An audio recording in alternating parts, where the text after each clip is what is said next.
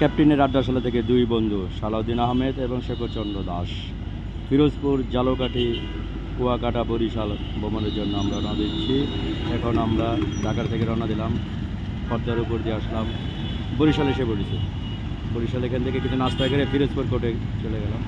ফিরোজপুর কোর্টে কিছু ছবি দেখতে পাচ্ছেন। আমি সালাউদ্দিন আহমেদের ফিরোজপুর আদালতের এখান থেকে যাচ্ছি সন্ধ্যা নদীর উপর দিয়ে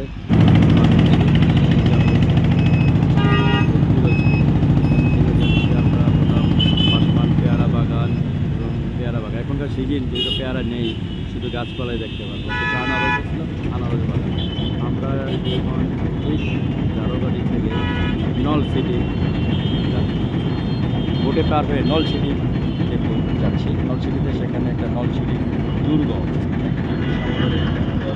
ছিল, সেই দুর্গ দেখার জন্য যাচ্ছি। দুর্গ দেখতে পারবো কিনা সন্দেহ আছে, কারণ অনেকে বলে দুর্গ সুগন্ধা নদী বিলীন হয়ে গেছে।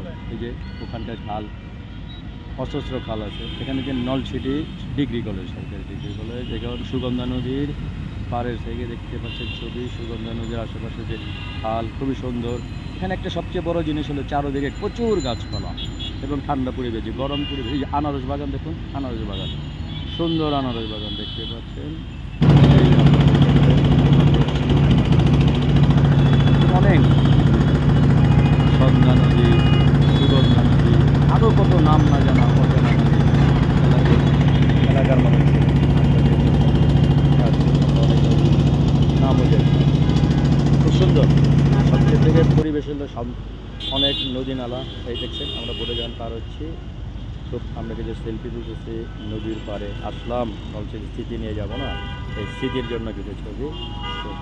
খুব পরিবেশটা দেখছেন, চারিদিকে প্রচুর গাছপালা, প্রচুর গাছপালা। এখানে এই যে সুগন্ধা নদী 21 কিলোমিটার, নদী দৈর্ঘ্য 21 কিলোমিটার। এটা হলো পায়রাতে অনেক উন্নত হয়েছে পদ্মা ব্রিজ হওয়ার পরে। যে টোলের যে পায়রা, এই আশেপাশে যে পরিবেশ দেখছেন, এই সময় কি কৃষ্ণচূড়া গাছ, এই যে নদীর পাশে প্রচণ্ড জীবনযাপন। এখন ঠিক আমরা কুয়াকাটা সমুদ্র সৈকত, কুয়াকাটায় আমরা ক্যাপ্টেনের আড্ডাশালা থেকে ক্যাপ্টেন কুয়াকাটা শিখি শাখা সালাউদ্দিন চৌধুরীর শাখা। আমি এই যে প্রচণ্ড রোদ, চমৎকার না? হ্যাঁ, অনেক কম, যদি প্রচুর গরম ছিল। আসতেছে এই উইকেন্ডটা খুব ভালো কেটেছে। আরও দুজন আসতো, রাশিয়ান পুতিন, সেই দুজন বিভিন্ন কারণে আসতে পারেনি। জং এই যে পারিবারিক ঝামেলায় সিনারি। আমাদের উইকেন্ডটা সবসময় ভালো, অসাধারণ। আমরা বিভিন্ন সময় বিভিন্ন জায়গায় ঘুরতে যাই, খেলাধুলা করি। তবে আমাদের আদালতের কাজ কিন্তু আমরা চমৎকারভাবে এখন গোসল করে আসলো আমাদের ছেলে নরডেমিয়ান, ভালো মেধাবী। এই যে আমরা সন্ধ্যাবেলায় কুয়াকাটায় যে ছিলাম, বাতাস খেয়েছি। গরমের পরে সন্ধ্যার দিকে খুবই পরিবেশটা ছিল ভালো, চারিদিকে গাছপালা। কিছু সেলফি তুললাম। দেখবেন রাতে তো এই পূর্ণিমা ছিল, সেই দিন পূর্ণিমা রাত, আকাশে সুন্দর চাঁদ, চারিদিকে পরিবেশ ছিল প্রেম করার মতো পরিবেশ। আসলে প্রেমের এই সময় মনোকাশ হয়ে যায়। আমরা আপনাকে দেখাতে চাচ্ছি সন্ধ্যাবেলা যে কুয়াকাটার যে নৈসর্গিক পরিবেশ ধারণ করে, সেই নৈসর্গিক পরিবেশটা দেখাতে যাচ্ছি। আশেপাশে চারোদিকে এই যে পূর্ণিমার চাঁদটা সবাই মাত্র উঠতেছিল। তারপর সকালে আসলাম আমরা, সকালে এই যে সালাউদ্দিন আহমেদ খুব সুন্দরভাবে গোসল সাঁতার কাটতে হয়েছিল সাগরকন্যা কুয়াকাটা বিচে। খুব অসাধারণ সাঁতার কাটা। খুব সে বাংলাদেশি এই যে কুয়াকাটার মুড়ি বিক্রি করতেছিলাম, মুড়ি বিক্রি করার ছবি। এখানে জালমুড়ি খুব মিষ্টি করে বানাতে পারি কিন্তু, হ্যাঁ। কিছু গোসল করার দৃশ্য। এখানে প্রচণ্ড গরমের জন্য আমি গামছা মাথায় দিয়ে সৌদি আরবের মরুভূমির আমিরের মতো বসে আছি, চাচ্ছি একজনের চোখ দেখতে।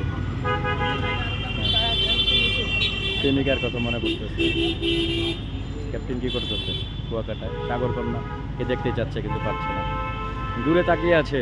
দেখে যদি সাগরকন্যা, কুয়াকাটা থেকে সাগরকন্যা উঠে আসে, কিন্তু আসবে না জানি। এই তো দেখেন হাঁটতেছে ফুটবল কাঁকড়া, প্রচণ্ড লাল কাঁকড়া ছিল এই কুয়াকাটা বিচে। এখানে আসলে প্রচণ্ড লাল কাঁকড়া দেখতে পারবেন। এইখানে কুয়াকাটার জাতীয় উদ্যানে আসলাম, ঘুরে ঘুরে কিছু ছবি তুললাম। সন্ধ্যায় আবার নৈসর্গিক পরিবেশ, যেহেতু পূর্ণিমার আগে পিছে, সেই জন্য আকাশটা খুব মনোরম লাগছিল। খুবই ভালো, খুবই ভালো একটা পরিবেশ। এইবার আসলাম, ফিরে আসার জন্য